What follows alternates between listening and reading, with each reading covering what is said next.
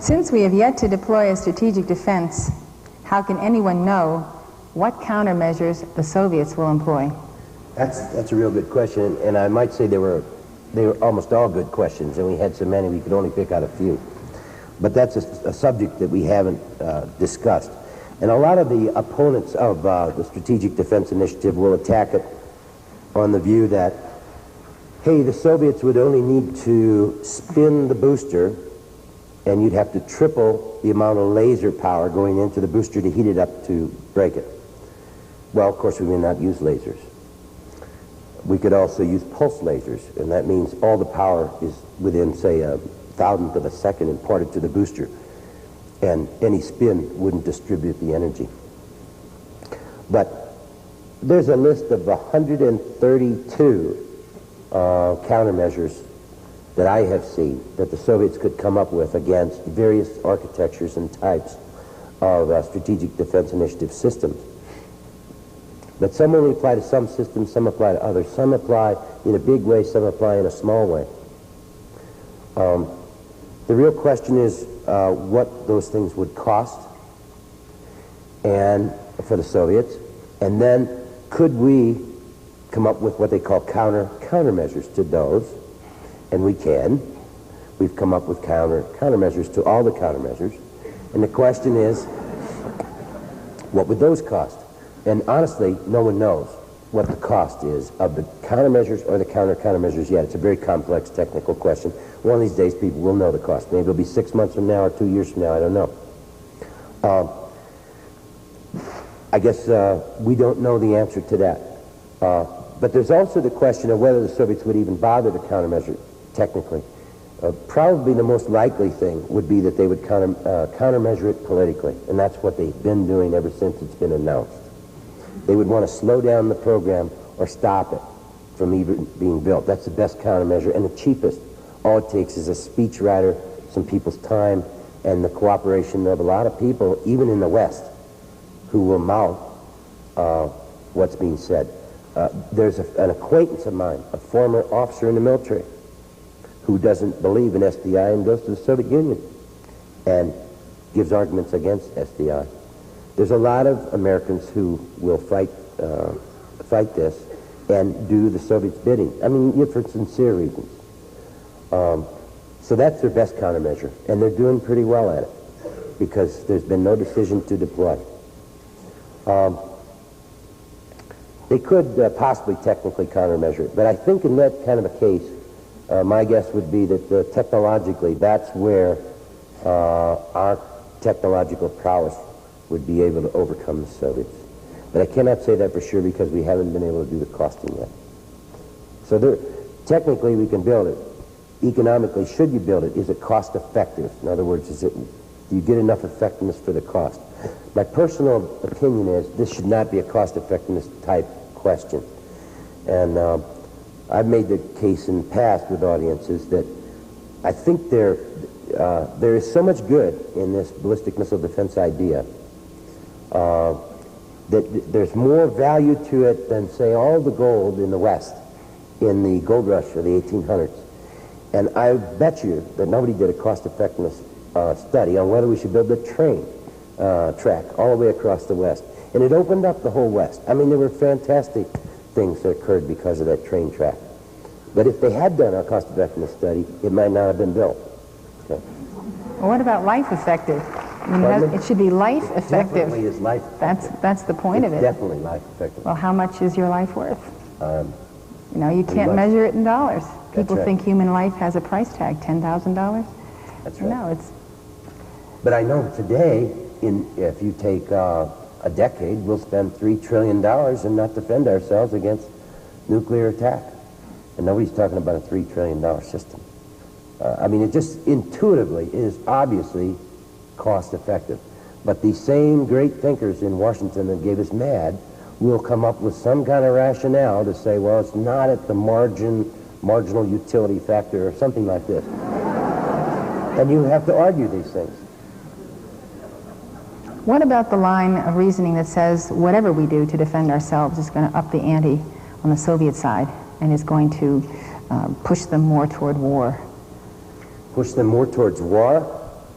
Oh, okay. That would be the thought that if we were to start to deploy a system, that perhaps they would attack us. Is that what you mean? Or they would increase whatever they're doing.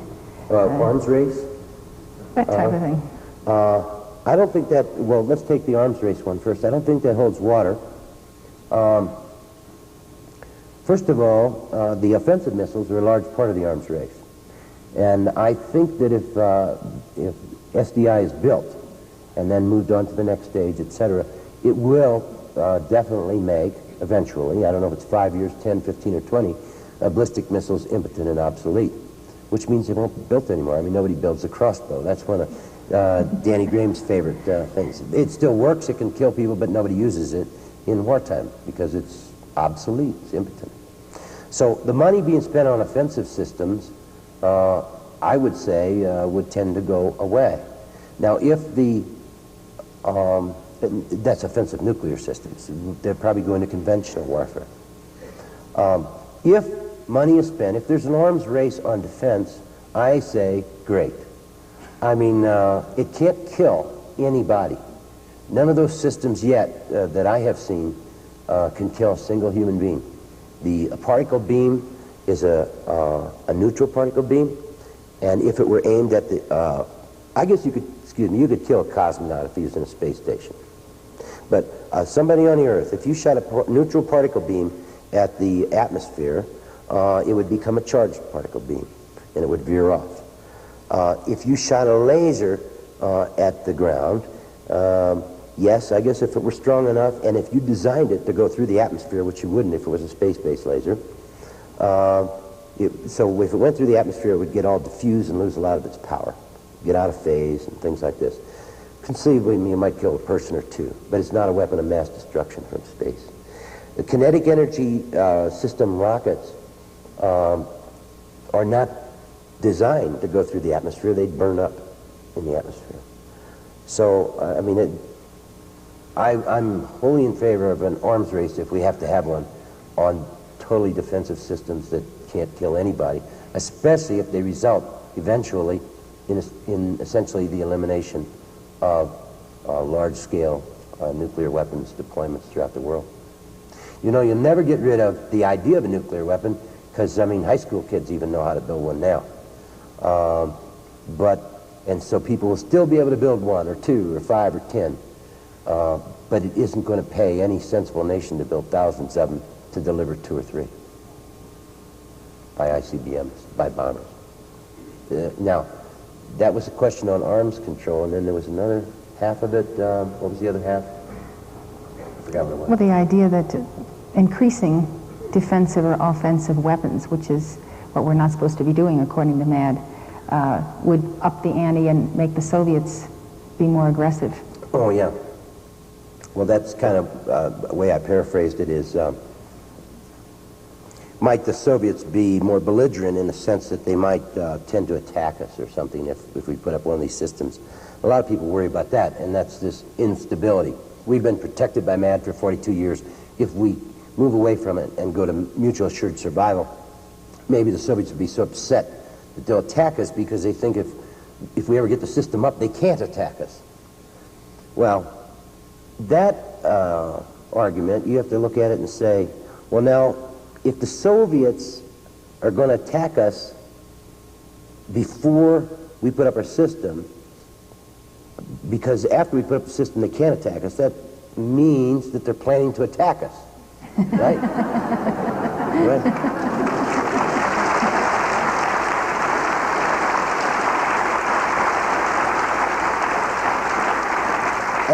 And if they're planning to attack us, the last thing you do is to say, well, then we don't want to build a defensive system. But believe it or not, I mean, that seems kind of silly, and I made a kind of a joke out of it, but intellectuals in Washington will put forth those arguments all the time, and they don't get adequately answered. There's actually 4 or 5 other answers that you can come up with to that particular argument. I don't think it makes much sense. I think it's very important to answer all these arguments in a formalized way, and I hope you're going to do that for the next publication of your book, so that you know, every argument that's spoken, every rationale that draws the conclusion on no SDI is defeated. I think that's a good idea. I think Good. I'll do that.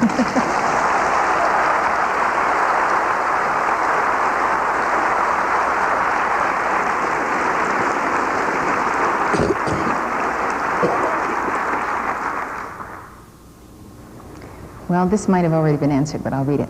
What would Soviet response be to sudden American deployment of defensive measures, space-based SDI, civil defense, etc., given their superior position, goal, and policy, and the time they would have between our awakening and presumably swift deployment?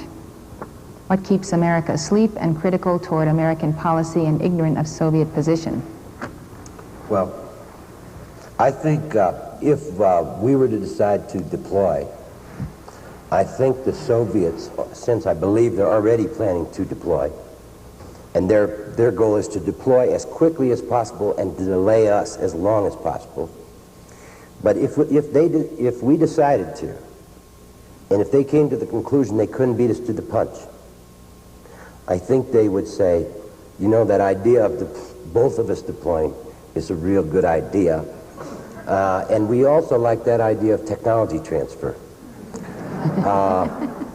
And wouldn't it be better if we kind of agreed on a timetable so we don't scare each other? I really think that's what would happen. And I think the other thing that would happen, and this is where I think is a real important point. The other thing that would happen is that either the United States or the Soviet Union would then say, hey, by the way, why don't we at the same time reduce a lot of our missiles?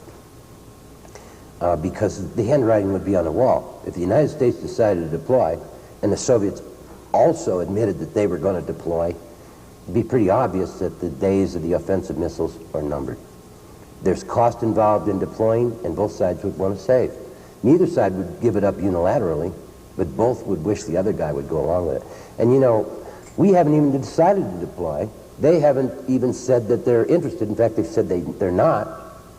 And they almost gave away half the missiles in order to avoid a deployment decision. So I think that would be the other result. I don't think an attack would occur. And I don't think, this is important, I don't think that they would be terribly worried, you know, that, oh, this means that the U.S. is going to attack us. I mean, after all, they're going away from MAD. The Soviets never embraced MAD. The Soviets always embraced a balance between offense and defense. And if we did it, I think they would say, well, they finally come to their senses. They certainly wouldn't view that alarmingly as a threat towards them. Because the same thing they've been doing all along. I think that's... And they actually, some people have said they actually believe that we are doing it secretly because they can't imagine we wouldn't defend ourselves. Yeah, that's right. That's right. In fact, I probably most of the audience has heard this, but most Americans think we already are defended. That's true. Attack. That's true. Everybody I talk to that isn't well informed actually tells me that. Yeah. It's something like around 70% of people think we're already defended against ballistic missile attack and bomber attack. And just to throw in another one, I also saw a poll where a large percentage, and I won't quote it because I can't remember the number now, but a large percentage of high school students don't believe they will live to age 30 because they believe, you know, of course high school students have oftentimes rather weird visions of reality. I mean, I have a number of them in my house, but they believe there will be a nuclear war before they're age 30. And I maintain, this is just, you know, personal intuitive guess, that it could have something to do with the purposelessness of a lot of our youth today, and probably a fair amount of the immorality and so on.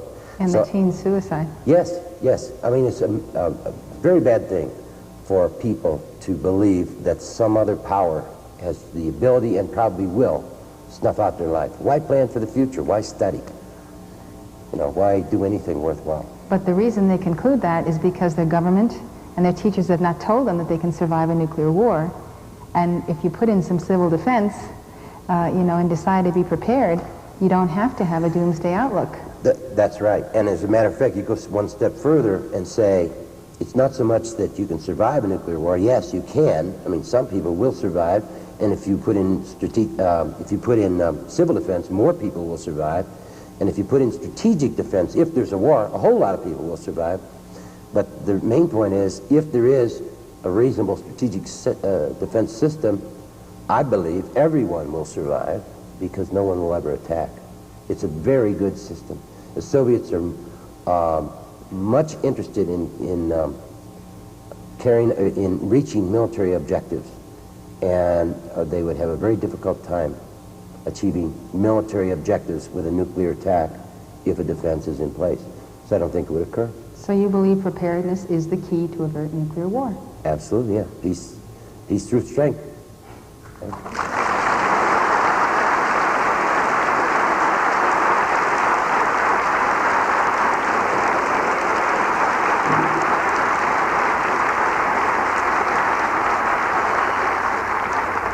This is a question on nuclear winter. Carl Sagan and others of like mind have claimed that a nuclear exchange would plunge the world into an unsurvivable deep freeze. From your research, do you believe the Soviets really buy the nuclear winter scenario, or rather do they see it as a key public relations opportunity to undermine our will to defend against nuclear missiles?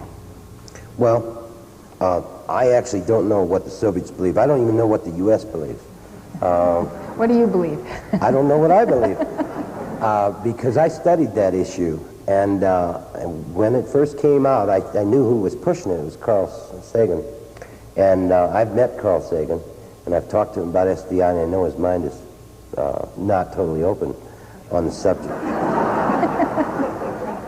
So I was kind of suspicious, and we had a scientist look into it in some depth, and he brought up a lot of problems with it. But then the National Academy of Science looked into it, and then more research was done. So I haven't gone back to that subject, so I don't know if it's true or not. I thought it was recently debunked by scientists. I thought it was debunked, and then I saw some stuff that was undebunked. Unbunked. And, but the point is this: if you believe that nuclear winter, and so I don't know what I believe, I don't know what the U.S. government believes, and I don't know what the Soviets believe. But if you believe in the nuclear winter, you would much rather have a strategic defense system in space because he said it would take about 1,000 megatons of explosions to cause a nuclear winter, which would essentially, most all life on Earth would die because the temperatures would drop so low due to all the dirt and so on in the atmosphere caused by burning of trees and carbons and so on like this. Well, 1,000 megatons isn't too much compared to the arsenals of the superpowers. But if you could stop 90% or 95% of the weapons from ever going off, you've reduced it to below the magic figure. So if you believe in a nuclear winter, you ought to believe in a strategic defense. Did you tell that to Carl? No, I didn't get to say anything to Carl, to tell you the truth. He did all the talking? He did all the talking, that's right. I got to start a few sentences. And I went to visit him up in Cornell.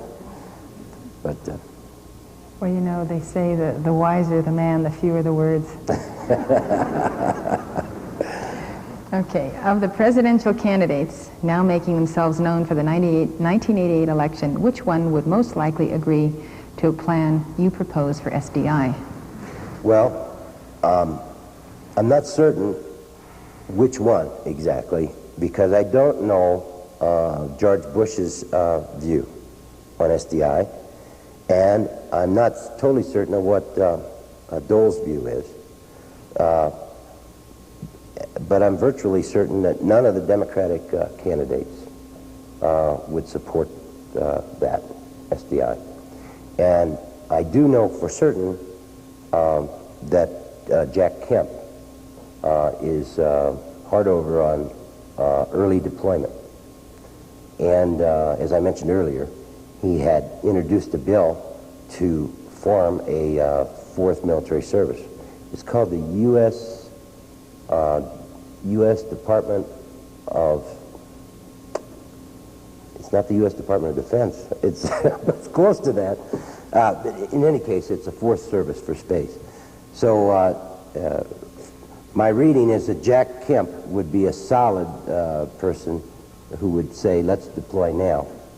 Let's get out of the ABM treaty, and let's form a fourth military service to make sure the bureaucracy cannot strangle my decision. As to the other Republican candidates, probably they should be asked. But I would suspect they're nowhere near as hard over on a subject, or I would know about it by now. So what chance do you think Jack Kemp has of winning the Republican nomination? 12% in the polls last I looked. And, but since I believe that the world is not meant to be in slavery, and since I think it will, if SDI is not built soon, I would bet that whoever gets elected is going to support SDI. So since I know all the Democrats against it, I'm just going to have to assume the Republican will be elected, and it'll be one that backs it. And I'm going to do whatever I can to get Jack Kemp in there.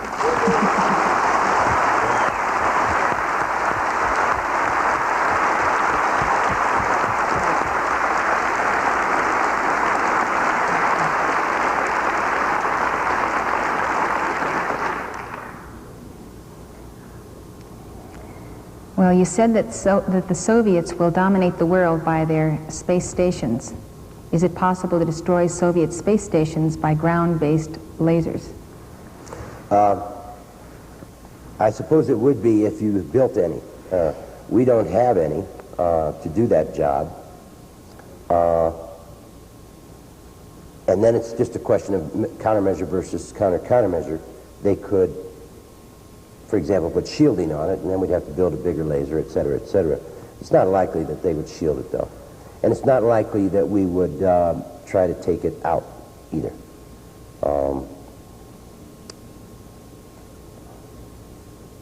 I think the most likely thing is that both sides will eventually agree not to try and shoot at each other's satellites. I mean, it'll be arms control in space. Because it can get quite expensive making plans to shoot other guys' satellites, et cetera, et cetera, et cetera. But again, it's countermeasure and countermeasure. The only way I could conceive of us shooting at a Soviet space station is if we were already at war. And if we were already at war, I would imagine we'd probably have a lot more important things to do if we're nuclear war. Now, if we were conventional war, then I could conceive of that, you know, trying to take that out. But we don't have an ASAT, any kind.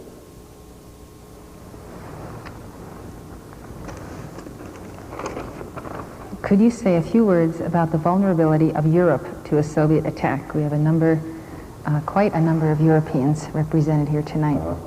Well, of course, Europe is vulnerable to attack. They're more vulnerable than we are because all the ICBMs and SLBMs that the Soviets have that can attack us can attack Europe. And then all the medium-range missiles that can't attack U.S. can attack Europe. All the short-range missiles, all their fighter planes with nuclear weapons, their artillery shells, sapper charges, etc. Everything can attack Europe. So they are vulnerable to attack. Now, apparently the Europeans don't have they have less interest in SDI than Americans do. And that's kind of complicated.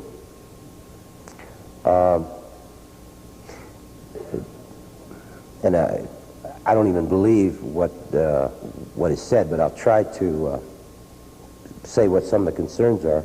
The concerns are that right now they live under our nuclear umbrella.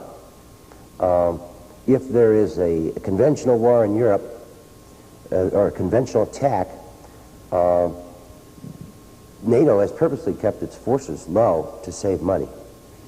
And it's conceded that within days after the attack started that we'd have to respond with nuclear weapons or give up Europe. And the Soviets have announced and done it in exercises and everything else that if they even think that we're going to use nuclear weapons, they will exercise a first strike attack on the mainland of the United States. And the mainland of the United States has said, well, they will blow up the Soviet cities, and Soviets have said, well, they'll take out our cities. So that's kind of the essence of deterrence there. right now in Europe. And the thought is that if SDI comes in, that we will be shielded, perhaps, from this attack on the United States. So maybe the Soviets could start a conventional attack in Europe, and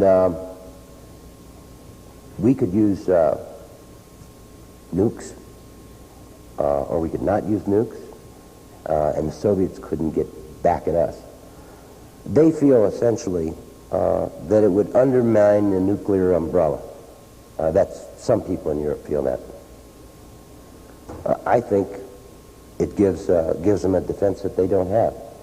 SDI. SDI, sure. Sounds to me that like SDI is absolutely essential to Europe's survival. Well, I'll go a little further than that, because they do have a problem with conventional forces then. But SDI doesn't just defend the United States. It defends anybody we want it to defend. Because the space-based portion is everywhere at once, over the Antarctic, and over South America, over Europe, Asia, Japan, etc. And it will stop missiles going in any direction. And almost certainly would stop everyone that it could stop. The whole free world should be banging on our door to get up SDI. Yeah, China would like it, you would think. Okay? Like us to have it, or like China to have it? Right. So, that's it. I think the question is saying, do you think it's possible to defend Europe, for the United States to defend Europe, in view of the present political climate where the Europeans are swallowing the glasnost lie? Is it possible for the U.S. to defend Europe because the Europeans are swallowing the glasnost lie? I don't know. I'm not sure if I follow that. Well, the idea is they don't feel threatened by the Soviets. So if they follow the glasnost lie, they'll probably be for dismantling medium and short-range missiles and going along with the Soviets on their proposals. And can we defend Europe when they are in that frame of mind? Well, actually, those proposals were European and U.S. proposals that the Soviets accepted. So I wouldn't characterize that as swallowing the glasnost line. I would characterize that as Gorbachev taking us up on an offer we didn't think he would take us up on. And if we didn't like that, we shouldn't have made that offer in the first place. But the situation is such a powder keg. Remember, I explained how just one little action ends up in both nations being incinerated.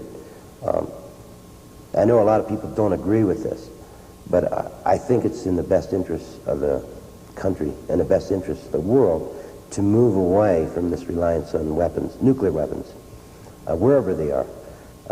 Even with this proposal that Gorbachev accepted, there would still be something like 6,000 weapons, nuclear weapons, on each side to protect Europe.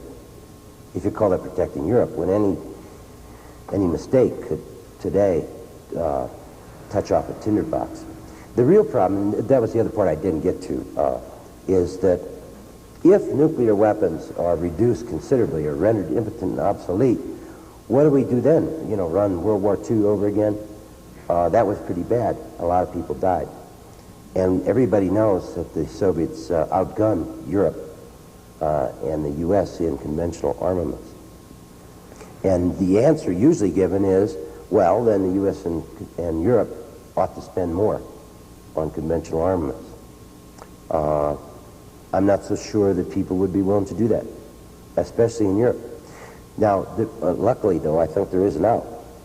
The same technology that one would use for SDI can be used against aircraft from space and against logistics terminals.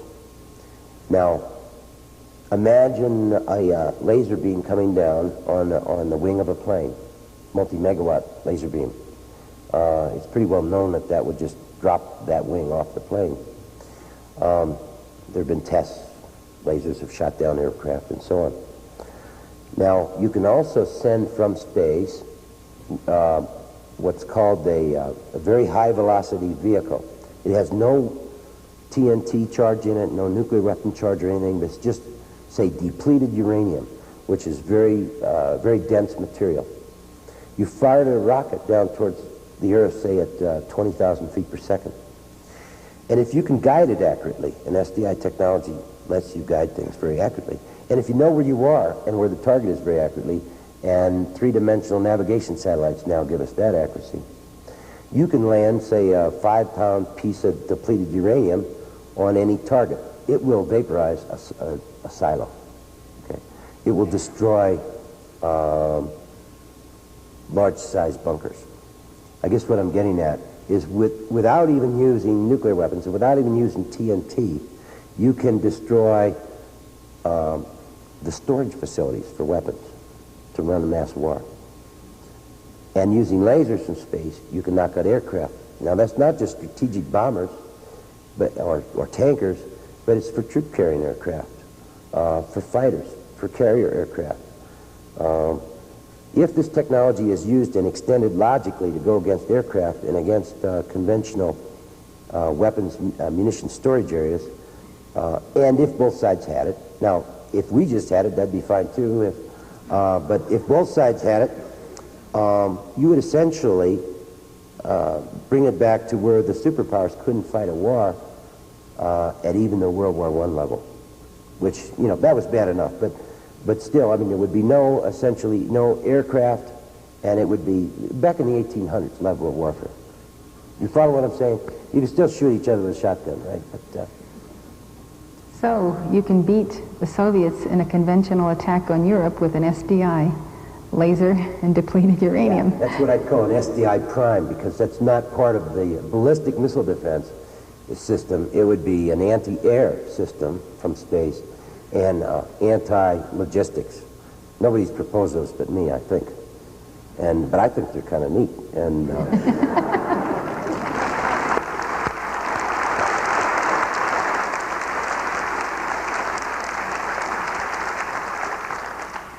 how would you respond to people who say that the Soviets are not competent enough to either defeat the Afghans nor to stop a small plane from landing in Moscow? Therefore, how can we take their threat in space seriously? well, I mean, I would just say that we haven't solved our drug problems. Hundreds of planes cross our border each day with, you know, pounds of cocaine. I mean, we can't stop those, so you could say, well, we couldn't build a system. Or we couldn't seem to work our will in Vietnam. Just because a superpower can't do everything doesn't mean it can't do something. And, but I will say that I'm sure the Soviets cannot build a perfect TZAR war system, and I'm sure we can't build a perfect Star Wars system. But I'm sure that both sides could build a system that works effectively enough to carry out whatever objectives it, you know, that nation sets for it. So, heck, nations are just like people. Everybody makes mistakes, but you just, you know, go on from there. Certainly don't give up. How did you do your research, and are there any references that we can access? I'm not much of a researcher, really. I know a lot of people go to libraries and they read all kinds of things like that. I have done that from time to time, but there's really not much on the Strategic Defense Initiative that's worthwhile. For example, one of the big issues is strategic stability. Arms control stability and crisis stability, they call it.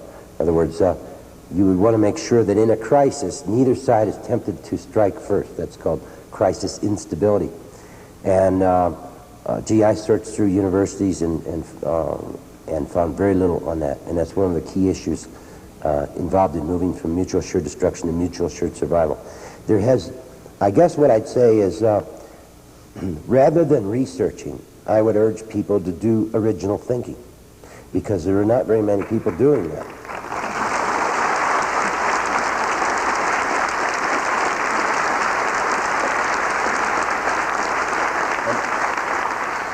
And you'd be surprised. I mean, you can really make a real contribution if you just put your mind to it.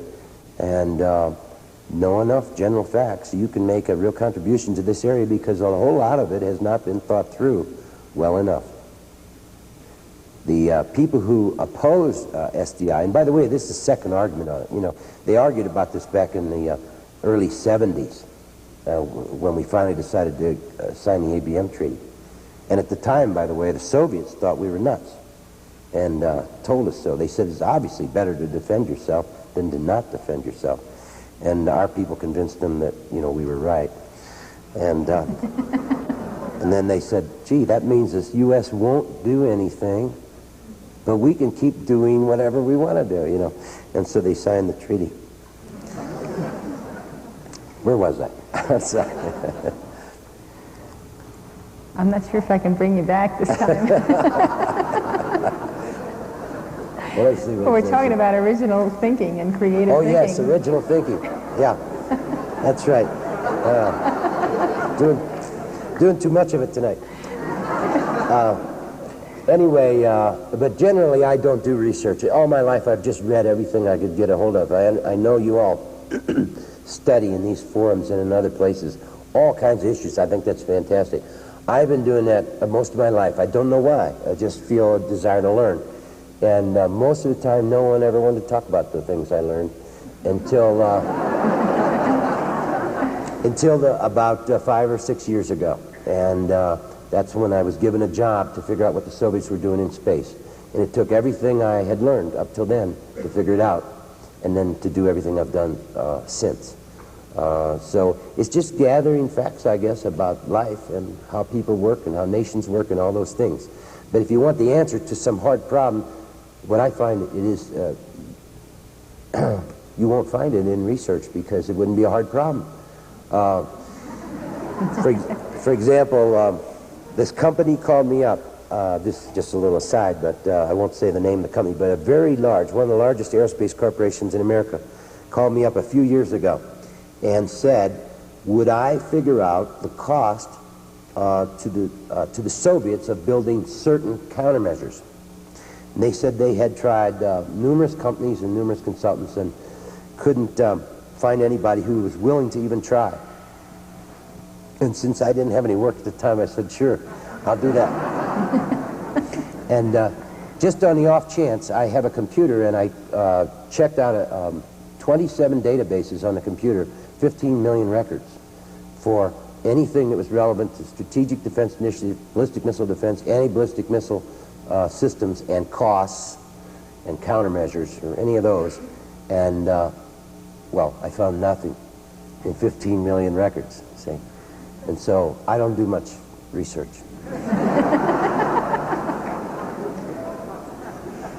I think everybody here will agree with you. It's all up there. Yeah, that's right.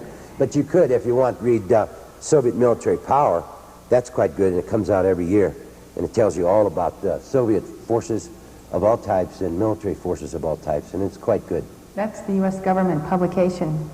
Each year it updates you on exactly what the Soviets have in their military. It's an excellent book. I might say my personal preference, though, when I do read books, I try to read as much as I can on SDI, is I read the people who oppose SDI too, because you do have to understand not only what they're saying, but why they're saying it and what's behind it. And I always try to assume that they're sincere, although I know some of them probably aren't. A lot of them are. And maybe if I can sincerely come out with a counter-argument, they'll change their mind. Thomas Krebs, thank you for being the flame of freedom that speaks at Summit University Forum.